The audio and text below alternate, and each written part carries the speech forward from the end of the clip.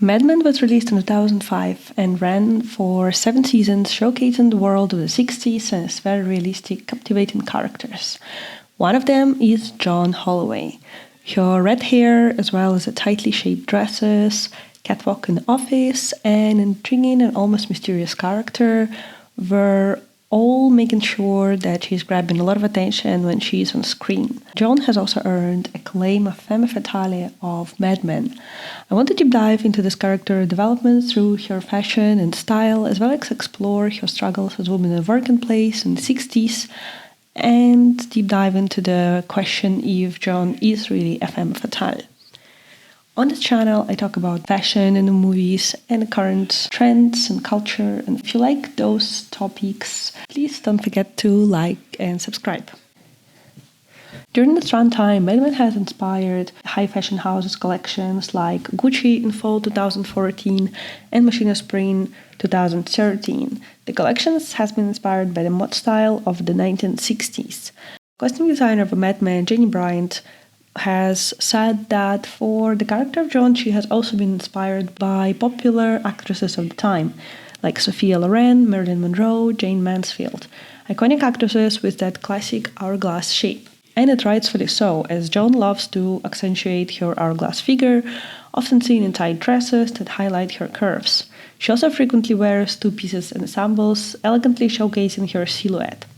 What I appreciate about Joan is her ability to look both professional and attractive. Her clothes hug her figure, but she seldom reveals too much.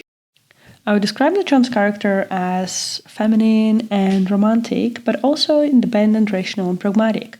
Even though she has to work as she's coming from the working class family, she is not really expecting to work too long. She wants to follow the traditional expectations of women of that time, find a good man who she will fall in love with and become his supportive wife.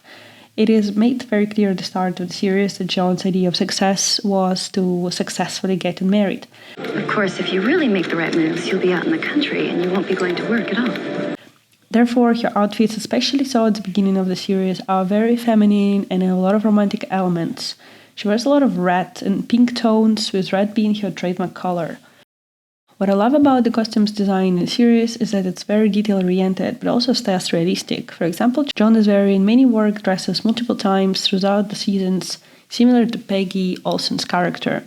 And of course, the costumes in the show are very detail-oriented, which is pleasant to watch. Especially with Joan's character, we have lots of accessories that she uses to complete the looks, and many of them are staples of fashion and style of the 60s. Firstly, Joan is wearing a lot of brooches, a popular trend in late 1950s and early 1960s. Continued the style up until season 6. These brooches are often paired with earrings, adding a vintage flair to her ensemble.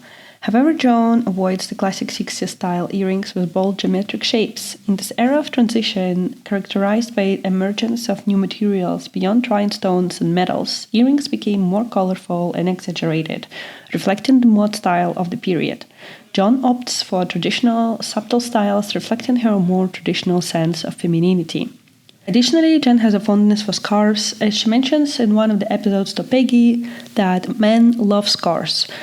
Scarves were a fashion staple of the early 1960s. So throughout the series, we see her frequently adding scarves to her bags or occasionally wearing them, adding a touch of sophistication to her look.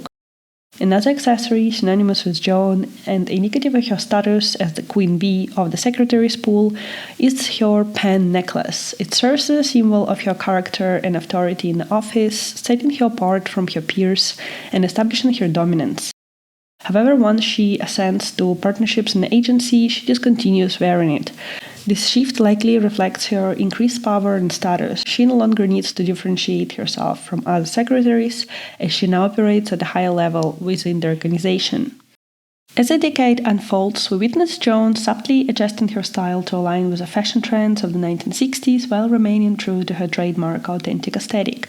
Similar to Peggy, Joan's wardrobe evolves to reflect her elevated position and increased income as an account executive and partner in the agency. Her attire takes on a more luxurious and expensive appearance, befitting her higher status. In the final seasons, Joan embraces more patterned garments, including graphic prints typical of the 1960s and bold, colorful floral patterns. She incorporates dresses with the Peter Pan colors and showcases delightful combinations of monochromatic ensembles paired with flower-patterned skirts and blouses, echoing the emergent style of the 1970s. Joan becomes a partner, her attire leans towards skirt suits and vests with blouses, reminiscent of Peggy's looks. Despite this, Joan maintains her femininity, striking a balance between power and elegance. She adopts slightly more masculine feats, acknowledging her newfound authority within the agency. Finally, Joan adopts a very businesslike bag that she takes to her business meetings. This accessory reflects her professional stature and highlights her increasing responsibilities within the firm. As mentioned before, Joan is sometimes called the femme fatale of Mad Men. However, Mad Men's creator Matthew Weiner has endeavored to craft a character beyond mere sexual appeal, an predictable and complicated woman. But before we name Joan femme fatale, let's talk about what this is. The femme fatale archetype, prevalent in literature and art, embodies a mysterious, beautiful, and seductive woman who uses her charms and sexuality to get financial gains and ensnare her lovers, often leading them into compromising, deadly traps. This trope emerged as early as the 1920s, predominantly in detective fiction, and gained widespread popularity during the classic film noir era of the 1940s. Characters like Phyllis Dietrichson, portrayed by Barbara Stanwyck in Double Indemnity, epitomized the femme fatale, scheming to kill their husbands for financial gain. Other notable examples include the cabaret singer played by Rita Hayworth in Gilda, who compromises to murder her wealthy husband with the help of his friend and employee. However, Joan deviates from the typical femme fatale portrayal. While she weaponizes her sexuality to her advantage, she does not pose a danger to those around her, and oftentimes it's actually the opposite. But she navigates the sexual dynamics of her workplace with pragmatism and intelligence. Despite her practicality, Joan remains a romantic at heart, yearning for her fairy tale ending. Because I want love. And I'd rather die hoping that happens than make some arrangement. However, repeated betrayals by men in her personal and professional life force her to become self-reliant and expand her power beyond sexual influence. It's evident that Joan faces repercussions for her looks, embodying the detrimental effects of being objectified solely for one's appearance. I don't know. You can't have it both ways. You can't dress the way you do and How do I dress? Look, they didn't take me seriously either. This is exemplified when she secures the Jaguar account by sleeping with the Jaguar executive.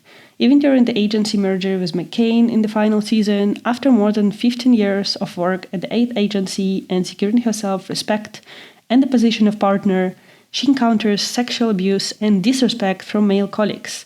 Feeling undervalued and dismissed, she realizes that she won't find respect in an environment that reduces her worth to her appearance and gender, and as a result leaves the company even though it costs her a lot of money. Joan's character falls somewhere between two other female leads in the show, Peggy, who puts her career above all, and Betty, who has chosen to become a housewife. But unlike Peggy, who always had a goal of pursuing her career, Joan starts to strive for professional recognition after her initial dream of becoming a perfect housewife crashes. As she marries Greg, a young attractive man on the path of becoming a surgeon, it seems like she attained everything she ever wanted. But soon enough, she gets disappointed in him as his abusive husband, but also in the role of housewife, as she actually struggles to understand if she really wanted that. In the episode where she comes to the office with her newborn baby, she's wearing this pink dress, and that's supposed to represent her perfect housewife lifestyle. However, Joan obviously is put on a show for her colleagues in the office to showcase how perfect her life is, while she's just hiding behind this facade. Therefore, after enduring attempts by numerous men to exploit or undermine her, Joan's initially romantic nature evolves into more pragmatism and independency. And this is the primary change in her character journey, with challenges as she contends with expectations and pressure from male counterparts. Ultimately, Mad Men portrays the workplace struggles women face. We witness the trials of both Peggy and Joan as they navigate their career and break the glass ceiling. While both emerge as independent and successful women by the series end, their approaches differ, Peggy adopts a more masculine demeanor and style, whereas Joan forges her own path. In the end, she chooses independence, realizing it brings her more happiness than merely catering to men's expectations, whether in the workplace or at home. This is Joan.